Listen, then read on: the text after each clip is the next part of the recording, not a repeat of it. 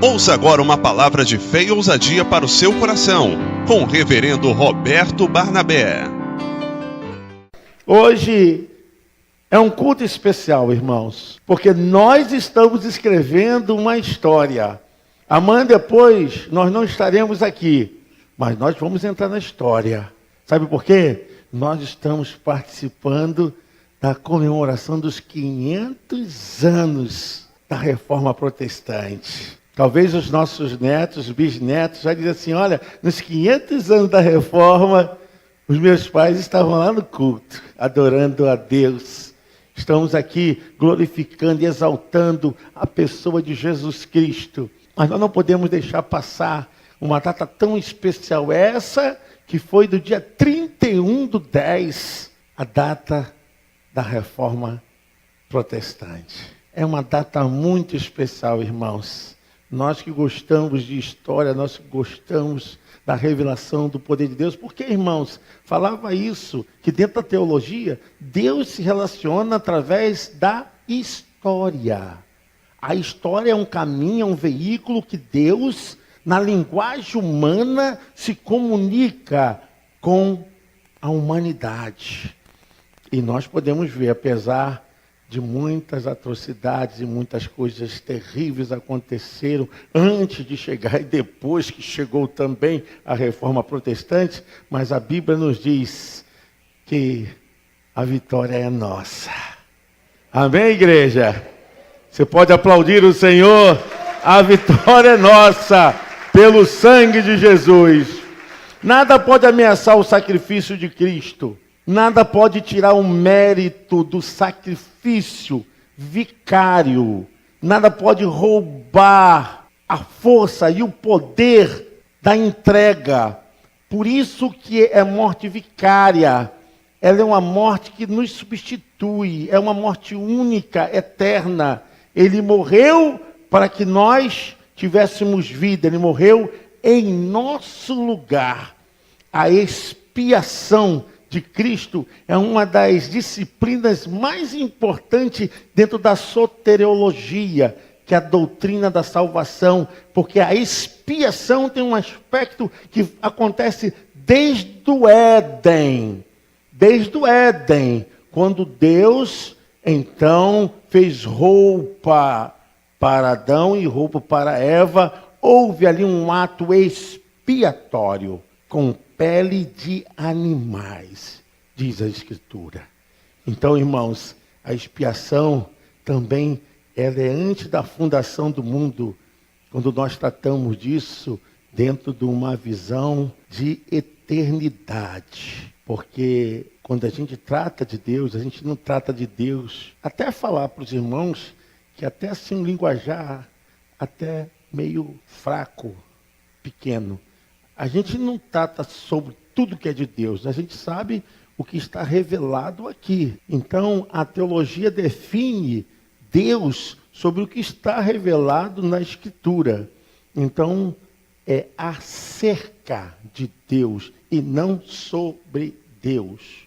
Nós não temos esse poder, mas pela palavra de Deus, nós sabemos o que Deus deseja, o quanto Ele quer nos alcançar e, principalmente, irmãos, através dos princípios, dos ensinamentos, Ele nos conduz. E através, toda a Bíblia, ela é trabalhada com o princípio da vontade de Deus, com ensinamentos de Deus para a humanidade. E nós vamos falar hoje da reforma, seria assim, um tanto meio ousado, querer falar de reforma em 30 minutos. É impossível você falar do que aconteceu desde o século III, tá? Chegando no ano 301 em alguma coisa, até o século XVI. É impossível, mas nós queremos tratar de algumas coisas importantes.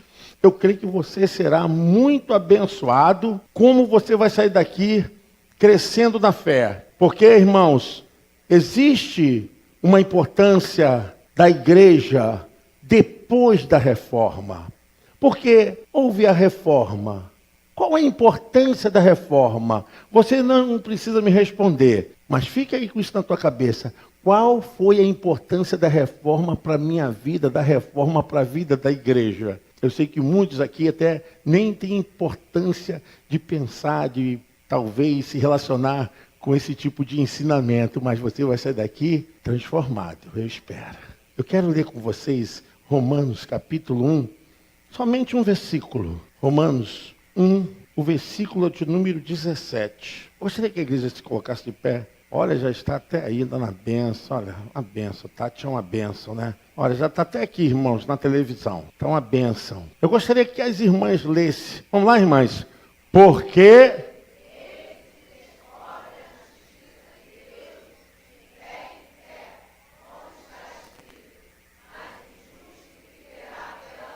os homens, porque nele se descobre a justiça de Deus de fé em fé, como está escrito.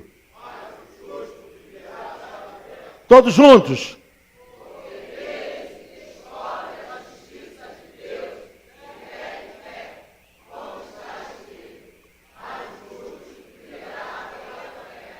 Amém. Você pode se assentar.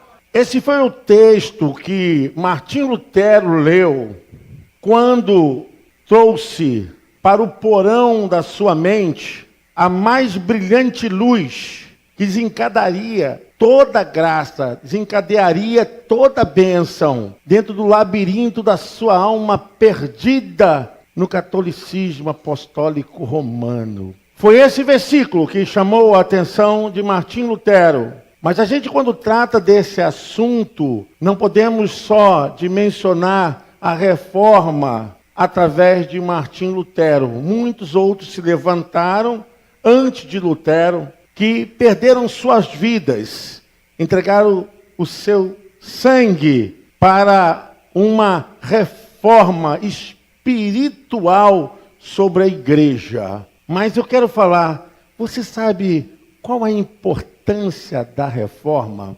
Você sabe qual o significado da palavra reforma? O significado é simples. Reforma significa tomar de novo a forma. Reformar é você tornar de novo a ser um ideal, um padrão, um modelo.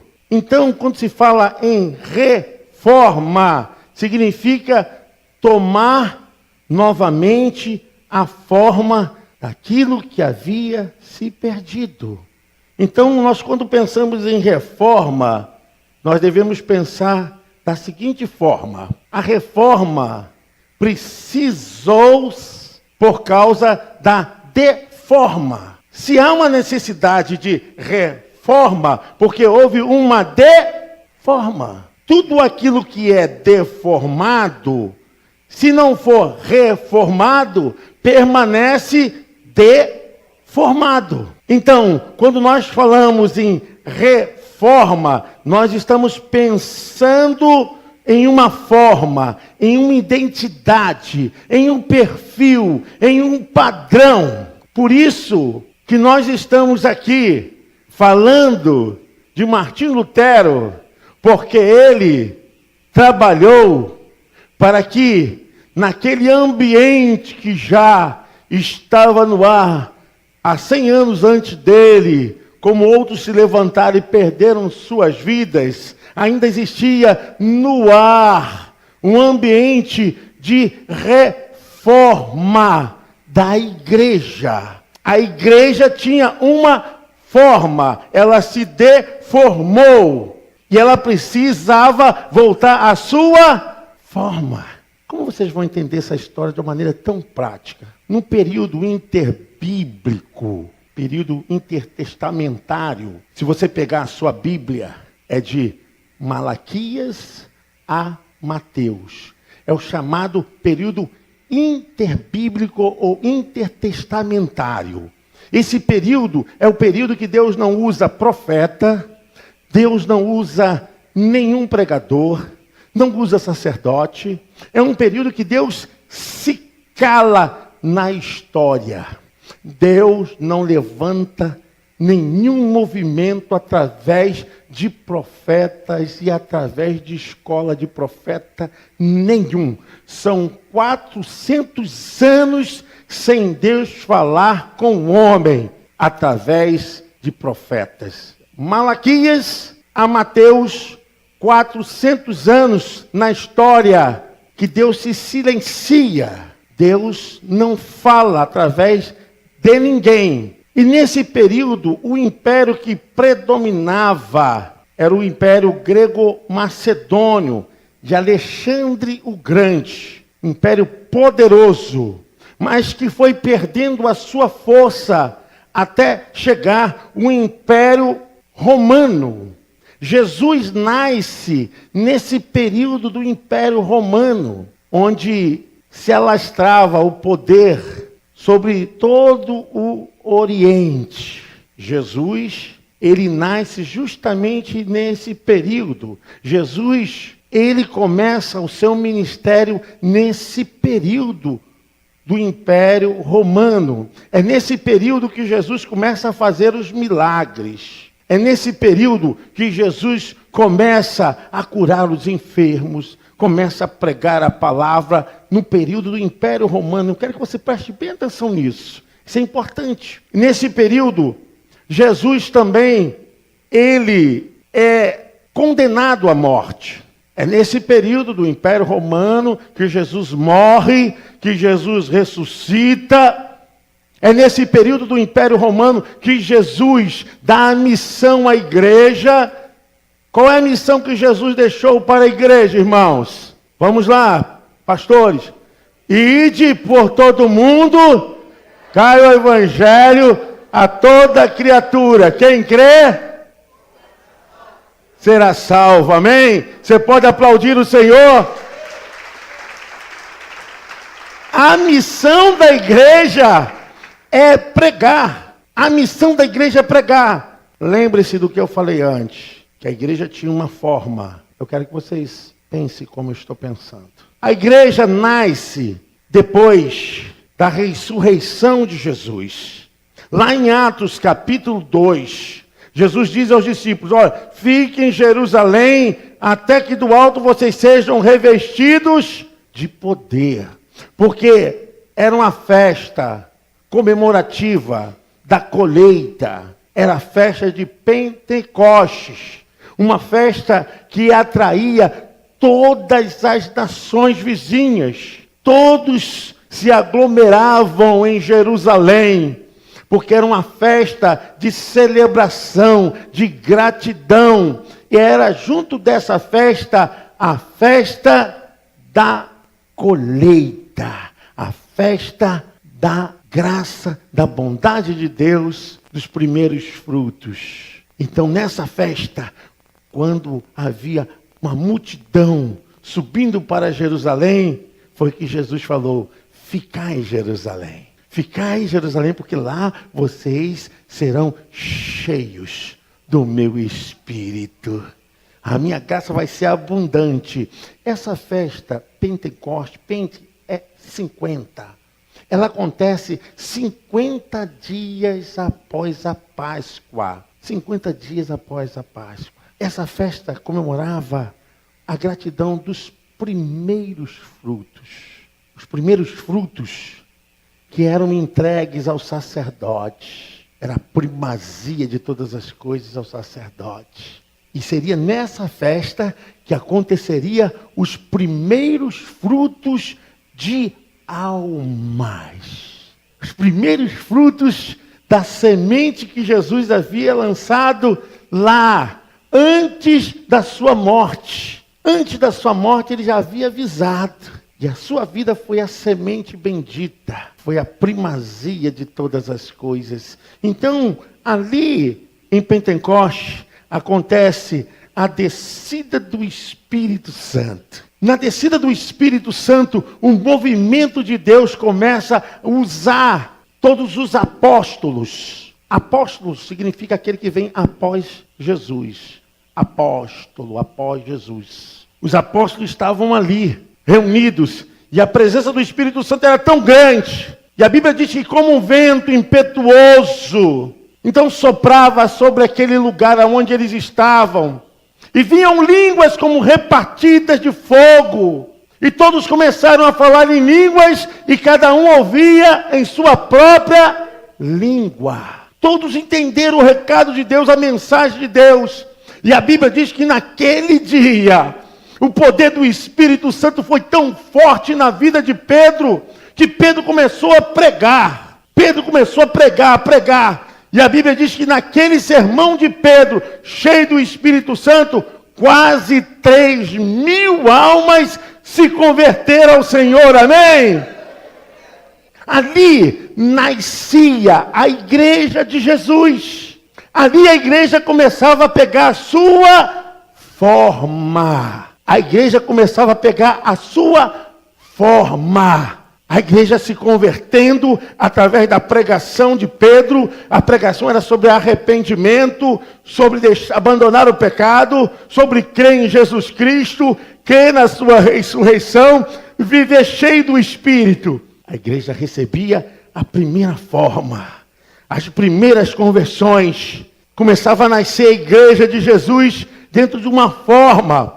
O capítulo 2, o versículo 42 ao 44, a Bíblia diz que eles se reuniam unanimemente no partir do pão.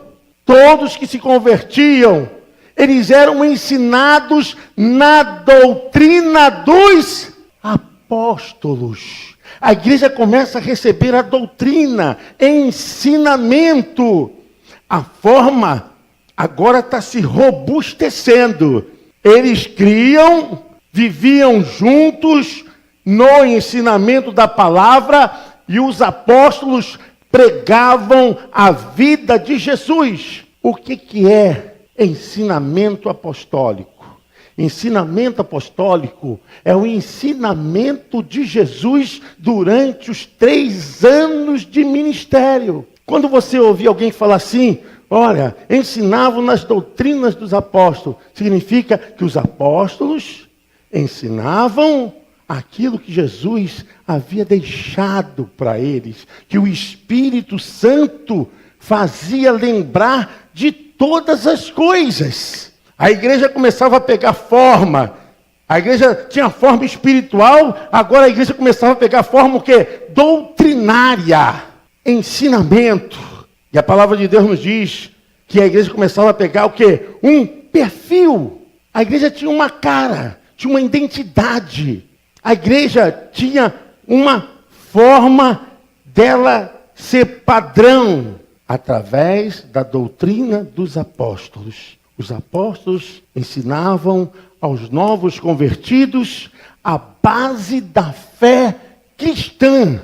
O que eles ensinavam? Jesus Cristo, Senhor e Salvador.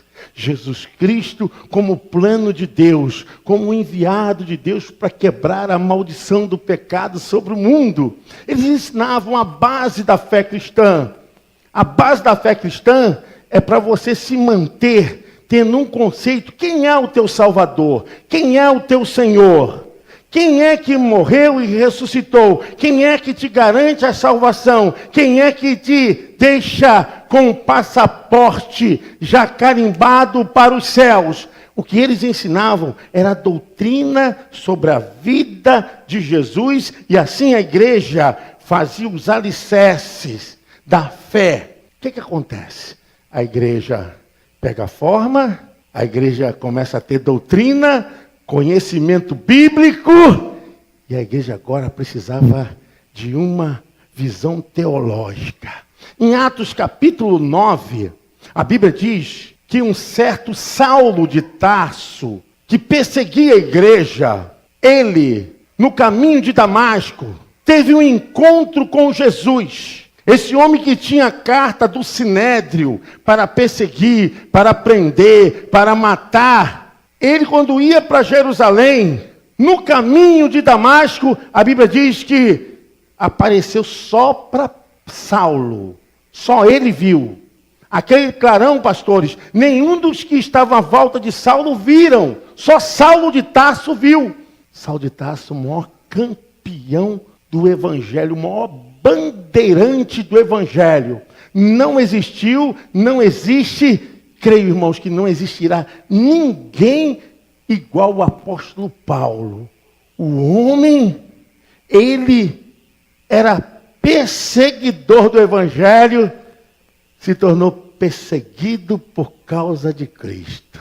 Em Atos capítulo 9, a Bíblia diz que ele cai do seu animal, podia ser um cavalo, podia ser um camelo, ele cai, ele viu uma luz, e essa luz o cega, e ele ouve uma voz: Saulo, Saulo, por que me persegues? E a voz dizia: duro é para ti recalcitrar contra os meus aguilhões.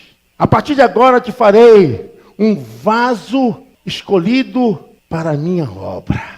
A Bíblia diz que Saulo sai dali cego e vai para uma rua chamada Direita, onde Ananias vai orar por ele e revela que Deus havia dito a ele em sonho: você vai à rua chamada Direita e vai buscar um homem chamado Saulo de Tarso. Ele é perseguidor da igreja, mas tu porás as mãos sobre ele, glória a Deus. Ele vai ser um vaso escolhido para a minha honra. Ananias com medo, porque sabia da fama de Saulo, sabia do quanto ele era perigoso, mas mesmo assim Ananias não desobedeceu. Irmãos, ali acontece o maior milagre para o movimento da transformação da teologia cristã. Saulo de Tarso. Saulo de Tarso, quando se converte, ele é o campeão do evangelho. Ele que começa a pregar fora dos judeus. Ele prega para os gentios. Ele vai para a Cilícia, vai para a Galácia. Ele vai para as partes da Europa. Ele não tem medo, ele enfrenta frio, tempestade, naufrágio. Ele enfrenta todo o perigo. Ele é um homem disposto a entregar-se a sua vida para a obra. E ele é que nos deixa o maior penhor da doutrina cristã teológica, é o apóstolo Paulo. O que faltava para a igreja tinha forma, a igreja agora tinha doutrina, tinha o poder do Espírito Santo, mas precisava de teologia. O apóstolo Paulo trouxe a teologia para a igreja. A carta aos Romanos, a carta aos Efésios, aos Coríntios, é uma das maiores cartas teológicas que nós temos. A carta mais teológica de Romanos, que trata justamente da salvação, do pecado, fala a respeito de vida eterna, da condenação eterna. Paulo teologiza. Então, a igreja primitiva agora tem forma, a igreja primitiva tem doutrina, tem Espírito Santo, tem comunhão e tem teologia cristã, amém? Vocês podem aplaudir o Senhor? Glória a Deus! A igreja tinha forma. A igreja tinha forma. As pessoas eram justificadas pela fé. Era o ministério da graça. Porque a doutrina cristã, ela traz fundamento. Ela traz ensinamento. É o apóstolo Paulo que traz a instrução de que a igreja tem pastores, tem mestres, tem doutores, tem evangelistas, tem missionários. É o apóstolo Paulo. A gente começa a ver que a igreja tem forma. Aí acontece que a igreja ser perseguida. A gente vê que o primeiro mártir cristão foi Estevão. Mas em vez da igreja retroceder, recuar, a igreja avançava. Sabe por quê? Porque quando uma igreja tem forma, quando uma igreja ela tem doutrina, quando a igreja tem o Espírito Santo, quando a igreja tem teologia cristã, a igreja não recua, a igreja cresce. A Bíblia diz que com a perseguição, o povo saiu de Jerusalém, da Judéia, e começou a ir para os confins da terra. Começaram a sair e começaram a pregar, saíram dos perímetros judaicos e começaram a pregar. Foram para a Ásia, foram para a Europa, e a Bíblia diz que durante 40 anos a igreja se infiltrou através do Império Romano, crescendo com forma, crescendo com doutrina, crescendo com ensinamento, crescendo com teologia, crescendo com a comunhão e crescendo com o Espírito Santo. A igreja começa a crescer. Irmãos, a igreja, mesmo no período mais difícil, que é o período da patrística, período difícil, mesmo com perseguição dura, a igreja crescia e os imperadores diziam: o sangue desses nazarenos, multiplica, eles crescem. Até no ano 3 a igreja vai crescendo, saudável, forte. A igreja vai crescendo, mesmo debaixo do período da patrística, a igreja cresce. A igreja tinha forma, diga comigo, a igreja tinha forma. A igreja tinha forma. A igreja tinha doutrina. A igreja tinha comunhão. Tinha ensinamento de Jesus. Tinha teologia cristã. Tinha o Espírito Santo. A igreja crescia. Não faltava nada para a igreja. Mas no ano 313, no século IV, Constantino se tornou um imperador romano. E é aí que tudo começa. Eu quero que você aprenda a história de maneira tão prática. Aí começa a deformar. Constantino é um imperador romano, ganancioso, perdendo prestígio, e com o fim de ser fortalecido, ele tem uma visão. E dentro dessa visão, na batalha, ele transforma a sua visão em algo que pudesse fazer com que a sua fama voltasse a ser reconhecida. Então, Constantino, ele tem a visão de transformar a religião no cristianismo. Às vezes as pessoas não entendem que eu não sou muito do cristianismo através de Constantino. Eu sou de Cristo, do Cristo de Jerusalém, do Cristo da Judéia, do Cristo de Cafarnaum. Nós temos que ter um grande discernimento, irmãos. Nós estamos falando de uma reforma. Eu quero que você tenha um entendimento. Uma coisa também que eu quero deixar para vocês é que a palavra católico significa universal. É um credo universal.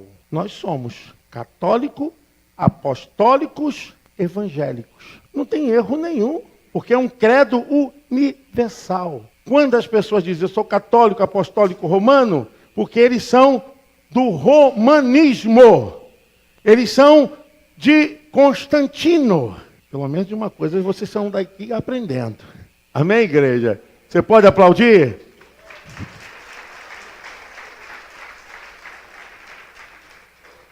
Irmãos, quando chega no século IV, Constantino tem essa visão de formar Constantinopla e essa visão de formar uma religião que pudesse juntar todas as religiões e pudesse fundar o cristianismo. E eu quero dizer para os irmãos, aí a igreja começa a perder a sua forma. Ela começa a perder a sua forma. E então a visão de Constantino era juntar Estado e igreja. E nesse ato começa a surgir práticas do paganismo no seio da igreja. Nesse período, como Roma estava crescendo, a Grécia, com seu conhecimento, ela fez parte do poder romano e agregou o conhecimento. Os gregos tinham conhecimento da matemática, da ciência, eles tinham conhecimento da astrologia, então somou a força de Roma. E aí se inteirou um sistema grego-romano. Aí vocês imaginam só a mistura que trouxeram para a visão da igreja, que seria a igreja do Império Romano, a igreja apostólica romana. Então, a igreja de Jesus desse tempo é perseguida. Muitos irmãos estão morrendo. No ano 64, depois de Cristo, Nero mata os cristãos, incendeia a cidade, põe culpa nos cristãos, e há uma perseguição. Se há uma alusão que Paulo deveria ser morto justamente no período onde Nero estava agindo contra os cristãos, a igreja começa a fugir, porque uma nova ordem religiosa havia se instaurado em todo o Ocidente e Oriente. Olha, irmãos, a coisa começa a ter problemas, porque a igreja que Cristo fundou está sendo agora atacada pela igreja que Constantino fundou. Vocês estão entendendo, sim ou não? Era uma igreja agora do império, a igreja oficial. Era a Igreja Apostólica Romana. Eu não tenho problema nenhum com os católicos apostólicos romanos. Mas Bíblia é Bíblia, história é história. Nós não podemos falar de reforma protestante se não falarmos do que aconteceu. A verdade é a verdade. O apóstolo Paulo diz, nada podemos contra a verdade, senão pela verdade. É um princípio, um ensinamento. Então, o ensinamento paganismo começou a entrar dessa forma na igreja onde nasce essa religião, o cristianismo. Começa a se misturar com os ensinamentos apostólicos da igreja de Jesus. Começa a misturar.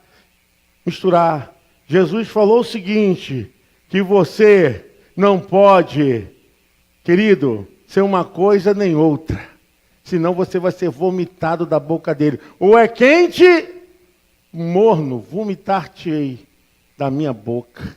Ou você é crente que guarda os ensinamentos de Jesus, ou acaba se misturando com o paganismo que se envolveu desde o século IV, em que a igreja romana começou a tomar poder. E nós começamos a ver, irmãos, que os elementos do culto começou a ter várias ações de paganismo. Olha vocês, eu quero falar uma coisa para vocês assim, interessante, é muito importante que eu vou falar. Porque no século VII, o imperador Focas, ele dá autoridade ao bispo de Roma, autoridade universal. Esse bispo de Roma, ele representaria Deus na terra. Para vocês verem a condição que estava acontecendo. E aí, começa o início de um papado romano. Porque papa, em latim, é papai. É a única pessoa que representa, segundo a orientação católica apostólica romana, a única pessoa que representa Cristo na terra é o Papa. Vocês sabiam disso? Se não sabiam, estão sabendo. Isso contradiz diretamente com as Escrituras. A Bíblia diz que todos quanto creram, passou a serem chamados filhos. Nós somos herdeiros e co-herdeiros em Cristo Jesus. Amém? Você pode aplaudir o Senhor? Todos nós. Irmãos, acontece que isso vai crescendo de uma forma terrível. Por isso, qual é a importância da reforma? Vocês estão vendo. No século XII, foi chamado da Era das Trevas. E existe um livro muito, muito bom, chamado A Era das Trevas, de Justo L. Gonzalez. Uma das literaturas assim clássica dentro da teologia. A Era das Trevas, no século XII. Inicia-se um período iníquo. Inicia-se um período de desgraça. É o período da Inquisição.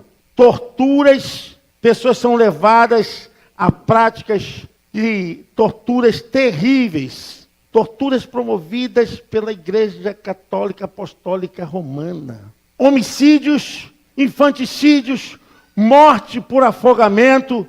Isso parece difícil falar, mas é a verdade. Muitas coisas começaram a acontecer e pessoas sendo queimadas na fogueira, chacinas de todas as formas, vários instrumentos de torturas eram feitos e utilizados para condenar as pessoas que se consideravam hereges. Nesse período, a igreja vai perdendo completamente a sua forma. Em vez de dar vida, ela está tirando. Mas não é o ensinamento de Jesus. Que igreja é essa, pastora Silvia? Que persegue, que tortura, que mata, que tira a vida de crianças. Que igreja é essa? Essa não pode ser a igreja. Igreja, ou nós enfrentamos isso, ou nós vamos ficar chupando o dedo, ouvindo lorotas. Nós somos a igreja que nasceu do fogo pentecostal. Vamos falar dos 500 anos da reforma, tudo bonitinho. Irmãos, foi pago um alto preço para trazer a igreja novamente para a forma. Muito fácil para nós estarmos aqui nesse auditório, nesse lugar maravilhoso. Mas nossos irmãos perderam suas vidas, foram perseguidos. A Bíblia diz que o único que morreu de morte natural daqueles que serviram a Jesus foi o apóstolo João, do Apocalipse. Ele que fechou o cânon das Escrituras, no livro da Revelação, o Apocalipse. Fora disso, nossos irmãos foram servidos como comida para leões, entretenimento em arenas, crucificados e incendiados nas estradas, foram colocados à prova de todas as formas, mas não negaram a fé em Jesus. Amém, crente? Você é crente ou você é quente? Você tem uma coisinha qualquer, não vou para a igreja. Ah, Jesus não me ama. Deixa de ser fraco e frouxo. Você tem que ser crente e ser crente até o fim, amém? Você pode aplaudir o Senhor. Ser crente até o fim. Porque quando a gente fala de reforma, irmãos, a gente fala de vidas que foram ceifadas. Houve uma evolução das heresias dentro da igreja. Agora, pasmem vocês o que eu vou falar. O que eu estou falando, vocês vão encontrar em qualquer livro de história a respeito da reforma protestante. Livros acadêmicos. Livros acadêmicos, eu digo livros não religiosos, tá? Poxa, a evolução das heresias até o período de Lutero. Vamos falar agora, até chegar a Lutero, o que aconteceu, pastor? O que aconteceu? No ano depois de Cristo, o romanismo estava crescente, no ano 300. E começam a evoluções, o paganismo dentro do seio da Igreja de Jesus. Começa as invenções. No ano 300 houve início pela oração dos mortos, que os mortos poderiam ser purificados no estado intermediário. Vocês estão entendendo, irmãos? Ali começa a entrada do sinal da cruz. No ano 320 depois de Cristo, eles adotam o sistema de culto com velas acesas para adorar. Essas velas eram de cera, eram acesas e eram adoradas também na hora do culto. No ano 375, a veneração dos anjos pelos mortos. E é nessa época que a introdução à adoração das imagens de escultura, que a Bíblia fala completamente, escancaradamente, que é contra. Não devemos adorar imagens de escultura. A Bíblia fala claramente. No ano 394, então inicia a celebração de culto para os mortos, a missa. É duro, mas é verdade. No ano 500, eles começam a se vestir, os sacerdotes, diferenciados do povo, para ter poder, essa forma distinta que até hoje eles têm, né? Dessa batina, dessas coisas todas, para se diferenciar do povo. No ano 593, Gregório I estabelece a doutrina do purgatório. Essa doutrina do purgatório é o estado intermediário em que a alma não está no céu e nem está no inferno. Ela está purgando os seus pecados. Nesse período, eles estão sendo purificados. Irmãos, contradiz completamente o que a Bíblia diz, que após a morte, segue-se o quê? Mas mais ainda, no ano 600, os cultos só podiam ser celebrados em latim, e só quem podia fazer eram os sacerdotes. Toda leitura, a pessoa conhecendo ou não, ela não podia ter acesso à Bíblia, não tinha acesso a conhecimento nenhum, só o sacerdote isso em latim. No ano 607, o papado romano é instaurado, a base do papado, e vai indo, irmãos. No ano 850, a introdução da água da benta com sal para santificar. Já não é mais o sangue de Jesus que santificava. Já não é mais a fé em Cristo. Era água com sal e dava banho no povo e vamos que vamos. E essas heresias todinha entrando na cabeça do povo. No ano 1090 entra a oração da Ave Maria.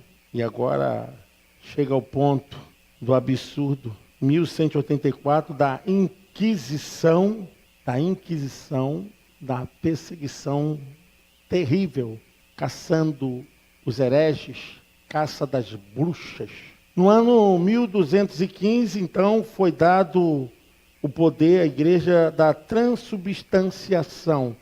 É o que nós fizemos hoje aqui. O pão, Jesus falou o quê? O pão é em memória de... Não, para eles o pão se torna carne de Cristo, o corpo de Cristo. Isso se chama transubstanciação. E nesse ano também é retirado o vinho. Não tem na Eucaristia o vinho. Vocês podem ver, pode procurar. Não tem, é retirado. Isso é atropelar o ensinamento bíblico. Irmãos, veja a deforma que a igreja passa a se alimentar, a conviver, a existir. Mas não para por aí não, porque o negócio vai engrossando, vai engrossando. Esse foi o ápice de todos os outros, que eu não vou nem citar aqui, porque são muitos. Além do purgatório, em 1439 d.C., o ápice vem do Papa Leão X. Eles precisavam construir a Basílica de São Pedro. E não tinha recursos financeiros para essa obra.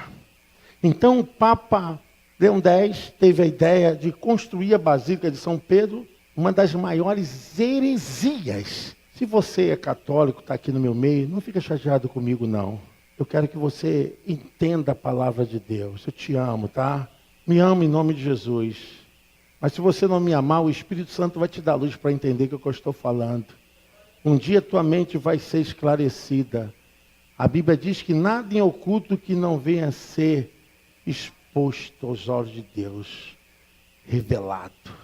Então, em 1439 começa a heresia de Leão X como Papa. Ele quer construir a Basílica e usa do maior artifício herético, que é uma blasfêmia contra o Espírito Santo.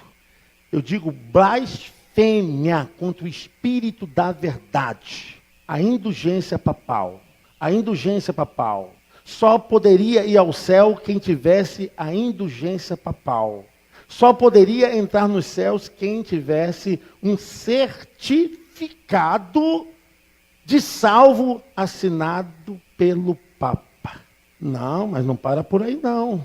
Para você ter um certificado desse, porque não é, né? Para você ter um certificado desse, você teria que pagar. Olha o absurdo. Agora, para ser salvo, tem que pagar. Vocês estão pensando que é mole, irmãos? Hoje vocês têm um culto abençoado aqui, tranquilos. A igreja perdeu a forma, estava deformada. E aí, só poderia ir ao céu quem tivesse esse certificado assinado pelo Papa, mas só tinha quem comprasse. Esse período foi considerado o período da Era das Trevas. Venda de salvação. Venda para entrar nos céus, você tem que comprar a sua indulgência. Aí acontece o que nós estamos hoje comemorando.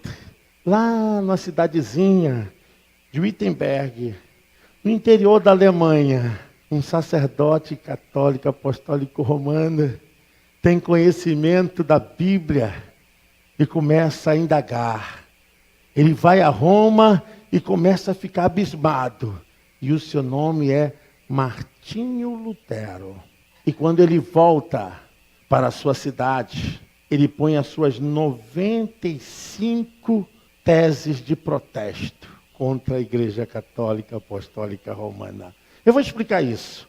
Naquela época, qualquer área de discussão, de debate, as portas das igrejas universitárias eram portas de murais. Qualquer pessoa que quisesse debater algum assunto, deveria colocar o assunto pregado naquela porta. E Martinho Lutero fez o quê? Botou as 95 teses e chamou o clero para discussão.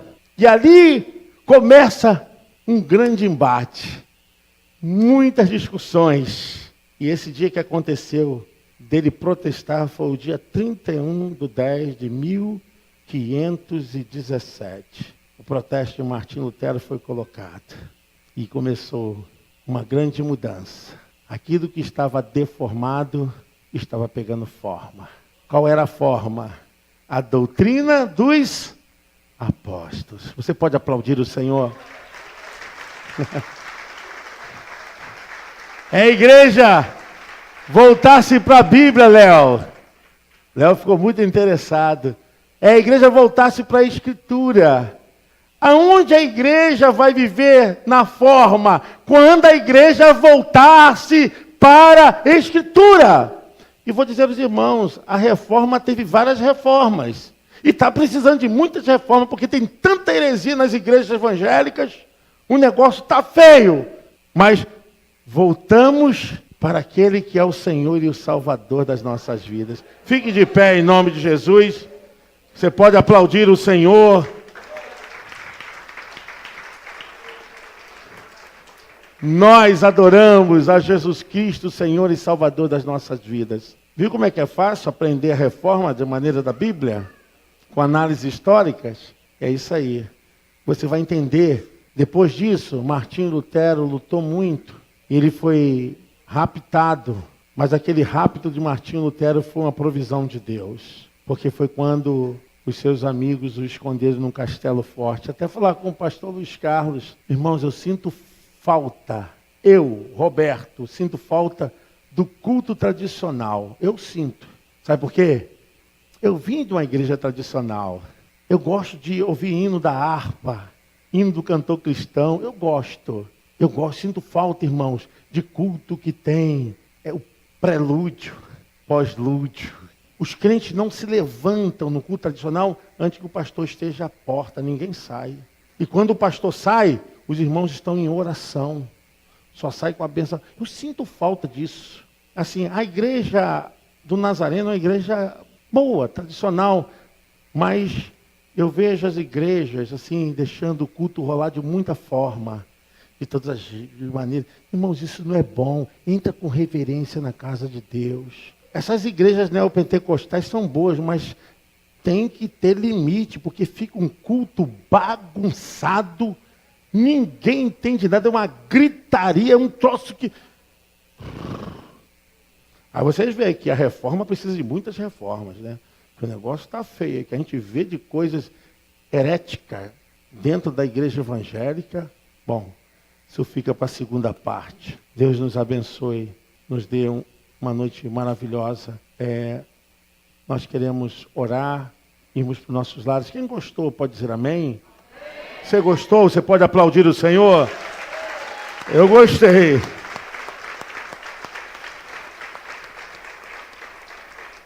Eu quero orar aqui pelo irmão Cláudio, irmão Luiz Carlos, pastor Luiz Carlos. Aniversário deles hoje. Se você estiver fazendo aniversário hoje, ou essa semana, vem aqui, nós queremos orar e nos despedir desse lugar, né? Já ultrapassamos 8 minutinhos, mas vamos terminar, irmãos. Até no culto tradicional, vocês veem que eu sou chato com esse negócio de orar, sabe por quê? Porque eu gosto de ter começo, meio e fim. Essa coisa de começo, meio e não ter fim, não é comigo não. Mas a gente gosta de terminar dentro do horário, porque isso é bom, isso é salutar, tá? Deus abençoe vocês. Pode chegar Marcos Vinícius também? Amém. Pode chegar aqui, Marcos Vinícius. Vamos orar, irmãos, por esses irmãos. Deus abençoe. Alguém fazer aniversário de casamento aqui? Dia 14 é o meu aniversário de casamento, tá? Pode me dar presente para minha família, que eu quero. Dia 14 de novembro, é bênção. Vamos aí, ó. Caminhando aí, 25 anos, bênção pura. Sem mistura, né, Daílce? Casamento é uma bênção, irmãos. Mas tu tem que ter paciência. Chega para cá, irmão. Vamos orar aqui. Chega para cá, vamos orar, irmãos. Pastor Ângelo, pode dar essa graça? Pastor Almir, pastora Tânia, pode ungir esses irmãos? Em nome de Jesus. Vamos levantar nossas mãos, vamos orar pelos nossos irmãos. É muito bom. Eu gosto que tenha essa oração no culto aos domingos pelos aniversariantes. É para ungir, pastor, é só fazer o terminal. Isso. Levanta a tua mão para cá. Pede a pastora Tânia, pastor Almir, para ungir. Pai, em nome de Jesus, Nesta hora, Senhor, nós queremos agradecer pela vida dos teus filhos e filhas que aqui estão, Senhor, que completaram mais um ano de vida, a qual o Senhor deu a graça a eles, deu entendimento, Senhor, deu saúde, Pai. Queremos nessa hora, Pai, desejar para a vida deles toda sorte de bênção, Senhor, que aqui a igreja agora com as suas mãos estendidas, ó Pai. E que muitos anos eles possam completar Glória na tua presença e na tua casa, Deus. Abençoa suas famílias, abençoa os seus lares, ó Deus. E nós, como igreja, Senhor, queremos profetizar toda sorte de bênção para a vida deles. E que o Senhor, nesta noite, ó Pai, possa dar uma grande vitória para a vida deles, Senhor. Porque é um privilégio de poder estar na tua casa, comemorando mais um ano de vida. E assim eles estão fazendo, Deus. E que nesta hora, Senhor, tu possa abençoá-los em um nome santo de Jesus. Amém. Amém, amém. Você pode aplaudir o Senhor. Parabéns pra você, é minha alma quem diz, que o Senhor te abençoe. Parabéns pra você, é minha alma quem diz, que o Senhor te abençoe. Glória a Deus.